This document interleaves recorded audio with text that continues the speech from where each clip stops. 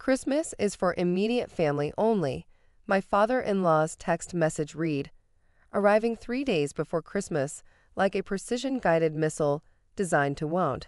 You understand. The man who'd spent 15 years calling me the help's daughter had finally found a way to erase me from the family portrait. But Harrison Chambers had no idea that the private jet circling his Westchester mansion on Christmas morning belonged to the same gold digger he'd just uninvited from his precious holiday gathering. I stood in my penthouse office, Manhattan glittering below like a circuit board of ambition and broken dreams, reading Harrison's text for the 5th time. Each word was carefully chosen, each punctuation marked a tiny dagger.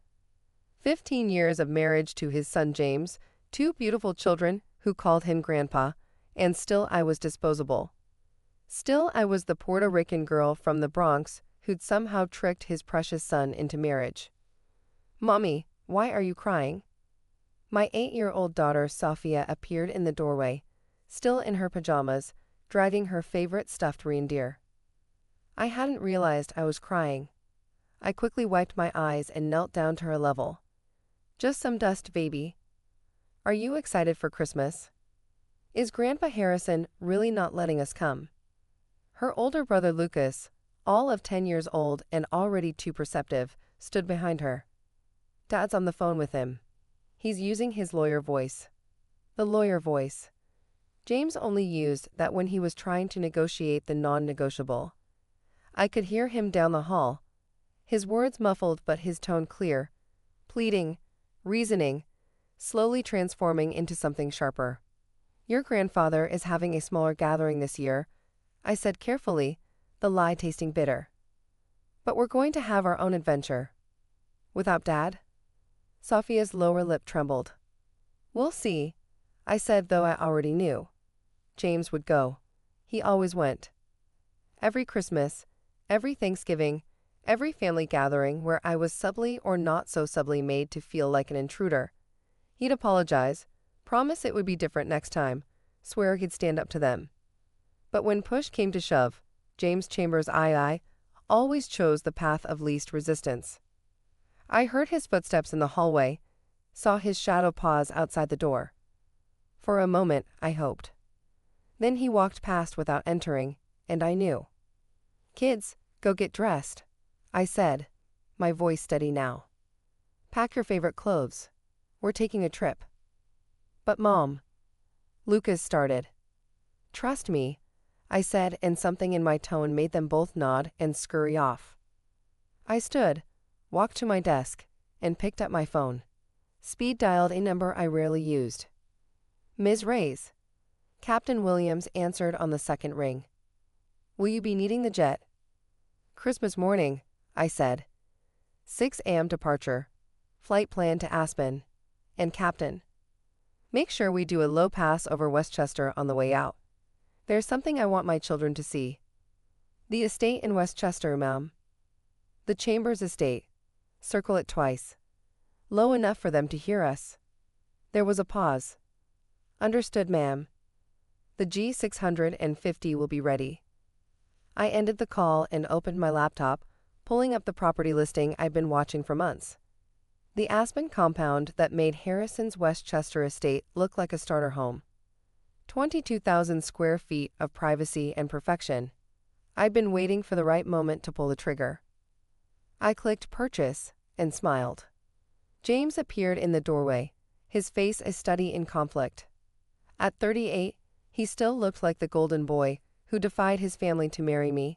Sandy hair, blue eyes, the kind of jaw that belonged on currency. But 15 years of straddling 2 worlds had added lines around his eyes, gray at his temples. "Elena," he started, then stopped. We both knew what came next. "Save it," I said quietly. I got the message.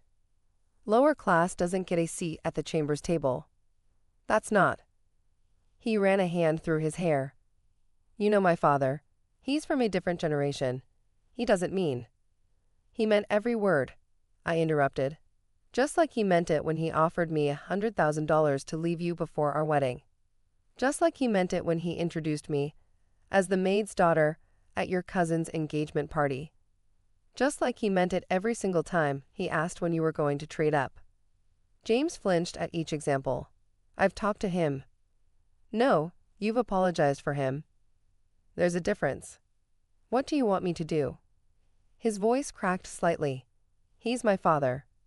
And I'm your wife. Those are your children.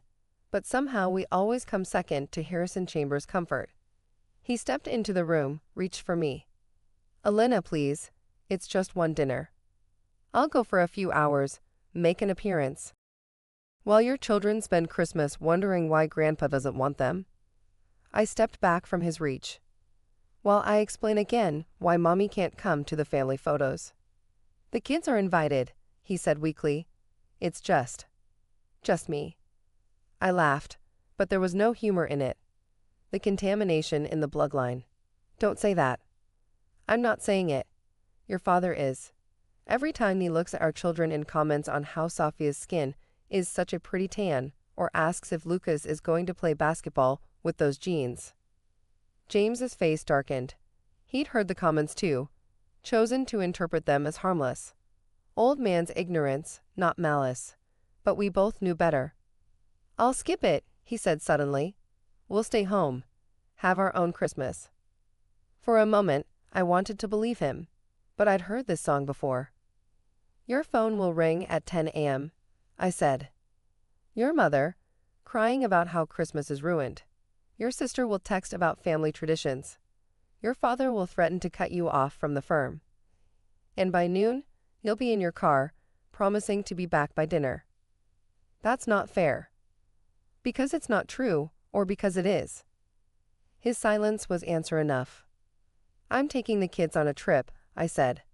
We leave Christmas morning. Elena. You do what you need to do, James. And for once, I'll do what I need to do. I walked past him, stopped at the door. 15 years, I've made myself smaller to fit into your family's picture. But our children deserve better than to grow up thinking they're only half welcome in their own family. Where will you go? I looked back at him, really looked at him. The man I'd fallen in love with was still there, somewhere beneath the lawyer suits and family obligations. But he was buried so deep now, I wasn't sure he'd ever surface. Somewhere we're wanted, I said. Christmas Eve was a masterclass in pretense. James tried to recreate our usual traditions, cookies for Santa, matching pajamas, the Polar Express on the big screen. But the kids felt the tension, kept asking why Daddy seemed sad, why Mommy was packing so many suitcases. It's an adventure, I told them. A Christmas surprise. At midnight, while James pretended to sleep in the guest room, had moved there after dinner, both of us too proud to address it. I stood on our terrace, looking out at the city. My phone buzzed with notifications from my company's Asian markets, profit reports that would have made Harrison Chambers choke on his brandy if he knew. The maid's daughter ran a tech empire worth more than his entire stuffy law firm. He didn't know because James had never told him. Another secret to keep the peace, another way I'd made myself smaller. But tomorrow, I'd be done shrinking. The alarm went off at 4:30 a.m. The kids were excited despite the early hour, bouncing with the kind of energy only children possess. James stood in the kitchen, fully dressed, watching us prepare to leave. You're really doing this, he said. Yes. My father will. Your father will have the Christmas he wanted. Immediate family only. You are immediate family. Not according to him. He followed us down to the waiting car, helped load the bags. The kids hugged him goodbye, made him promise to FaceTime later. When they were buckled in, he pulled me aside. Elena, please, we can fix this. We've been trying to fix this for 15 years, I said. I'm tired of being the only one doing the work. The ride to Teterboro was quiet, the kids dozing in the early morning darkness. When we pulled up to the private terminal, their eyes widened. The Gulfstream G650 sat on the tarmac like a sleeping giant, cabin lights glowing warmly in the pre-dawn darkness. Is that ours? Lucas whispered. For today it is, I said. Captain Williams met us at the stairs, sharp in his uniform. "Good morning, Ms. Reyes." "Master Lucas, Miss Sophia. Ready for your Christmas adventure?" The kids were speechless, taking in the cream leather seats, the bedroom in the back, the full galley stocked with their favorite foods. I'd have the crew hang lights inside, a small tree in the corner. If we couldn't have family Christmas, we'd have our own version at 45,000 feet. "Mom," Sophia breathed, "this is like a flying house. Better than Grandpa's house?" The question slipped out before I could stop it. She thought about it seriously, the way only 8-year-olds can. "Grandpa's house is big but cold. This is warm." Out of the mouths of babes. As we settled in, Captain Williams leaned down. "Flight time to Aspen is approximately 4 hours, ma'am. With our detour over Westchester." "Thank you, Captain." The engine spun up, that distinctive whine of power and possibility. I'd flown private many times for business, but this was different. This was freedom. As we taxied, my phone rang. "James." I almost didn't answer. Then, "Hello?" "My father knows about the jet." I smiled. "How?" "The tail number. N-Air 2010. Your initials and the year we met. He has a friend at the FAA who tracks private flights. And pause. He's losing his mind." "Is he?" "Elena, what are you trying to prove?" "Nothing," I said honestly. "I'm just done hiding. He says if you fly that plane over his house, he'll what? Disinvite me from Christmas? Too late." "Elena." "I have to go, James. We're about to take off. Give your father my regards." I hung up and turned off my phone. The takeoff was smooth, the kids pressing their faces to the windows as Manhattan fell away below us. Within minutes, we were climbing through winter morning darkness, chasing the sunrise west. "Captain," I said into the intercom. "How long until we reach Westchester?" 12 minutes, ma'am. Would you like me to announce it?" "Please do." I buckled the kids in beside me, made sure they were looking out the right side windows. "Ladies and gentlemen," Captain Williams' voice filled the cabin, "if you look out the right side of the aircraft, we'll be passing over the Chambers estate in Westchester County. Per our flight plan, we'll be conducting a low-altitude circle of the property to ensure our passengers get a good view of the Christmas decorations." Lucas looked at me. "Grandpa's house?" "That's right." "But why?" "Watch," I said. The G650 banked gently, descending to what must have been barely legal altitude. Below us, Harrison's estate sprawled across pristine snow, the main house blazing with lights, the cars already gathering in the circular drive for Christmas morning. I could imagine them inside, Harrison holding court over coffee and Bloody Marys, making pronouncements about family values and tradition. Then they heard us. The jet noise at low altitude was impossible to ignore. I watched tiny figures stream out onto the lawn, heads craned skyward. The G650's navigation lights blinked festively in the dawn sky as we circled once, twice, the tail number clearly visible to anyone who looked. "Is that Grandpa?" Sophia pointed at a figure in a bathrobe, gesticulating wildly. "I believe it is." "Why is he waving like that? Is he angry?" "He's just surprised to see us," I said diplomatically. My phone, supposedly turned off, somehow managed to buzz with an incoming call. Harrison himself. I declined it with satisfaction. As we climbed away from Westchester, Lucas was quiet. Then, "Mom, why doesn't Grandpa like you?" The question I dreaded and expected in equal measure. "It's not about like or dislike," I said carefully. "Your grandfather grew up in a different world. He has ideas about who belongs where. But here's what matters, you belong everywhere. Both of you. Never let anyone make you feel like you don't deserve a seat at any table. Is that why we're flying to Aspen? Because we deserve it." "We're flying to Aspen because that's where our new vacation house is," I said. "Would you like to see pictures?" Their excitement over the photos, indoor pool, movie theater, ski in access. drowned out any lingering questions about Westchester. As the G650 climbed toward cruising altitude, I finally relaxed. My phone buzzed again. This time, a text from an unknown number that I recognized as Harrison's personal cell. "You've made your point.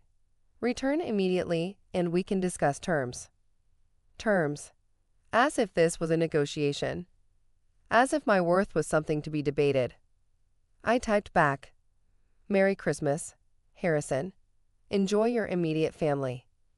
Then I blocked the number. The rest of the flight was magical. The kids played in the bedroom, watched Christmas movies, helped the flight attendant serve hot chocolate with marshmallows. As we crossed into Colorado airspace, the sunrise painted the mountains gold and pink. A light show better than any holiday decoration.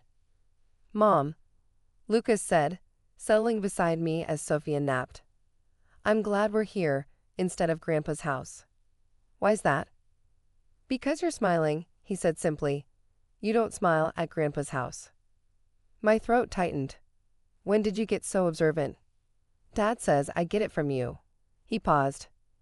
"Is Dad going to be okay?" "Your father loves you both very much," I said. "This isn't about him. It's about Grandpa being mean to you.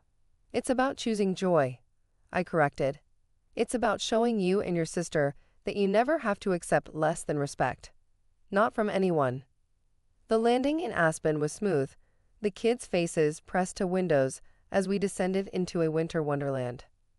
The house, our house, sat on the mountainside like something from a fairy tale, all glass and timber and possibility. "This is ours," Sophia whispered. "All ours," I confirmed. As we drove up the private road, my phone exploded with messages. James, his sister, his mother, numbers I didn't recognize. The Westchester flyover had apparently caused quite a stir. Good. But the one that made me smile was from my own mother, who'd been spending Christmas with my sister in Miami. "Maja, did you really buzz that Pendavo's house? My friends are all asking about the video on Instagram." Video? Of course someone had filmed it. Of course it was already viral. The Puerto Rican girl from the Bronx in her private jet, refusing to be erased. The house was even more spectacular in person. The staff I'd hired had it ready. Trees decorated, presents arranged, stockings hung with care. Everything Harrison's house had, but warmer. Welcoming. Ours. "Can we ski today?" Lucas asked, already planning. "We can do whatever we want," I said. "It's Christmas." My phone rang. "James." This time I answered. "Are you insane?" But there was something in his voice, not anger. Maybe. "My father is threatening to call the FAA." My mother fainted. My sister is screaming about family reputation. "And you?" A long pause. "I'm looking at the video. You look happy." "I am happy."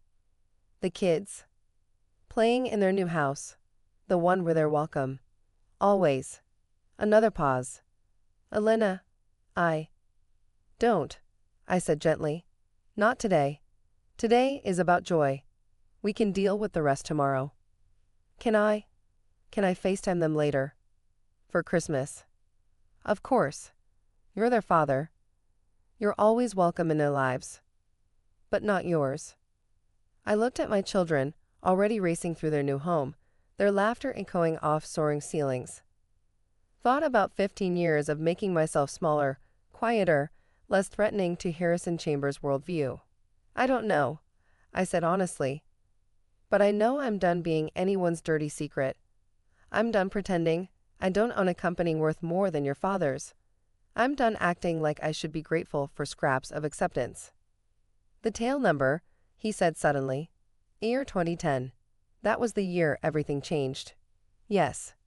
Maybe it's time for everything to change again." "Maybe," I agreed. "But that's a conversation for another day. Today, I'm going to teach our children to ski and show them that their mother is exactly who she always was, just no longer hiding it." "My father wants to sue for grandparent rights." I laughed, really laughed. Tell Harrison good luck with that. My lawyers are better than his. Turns out the lower class can afford excellent representation. Elena. Merry Christmas, James, I said, not unkindly.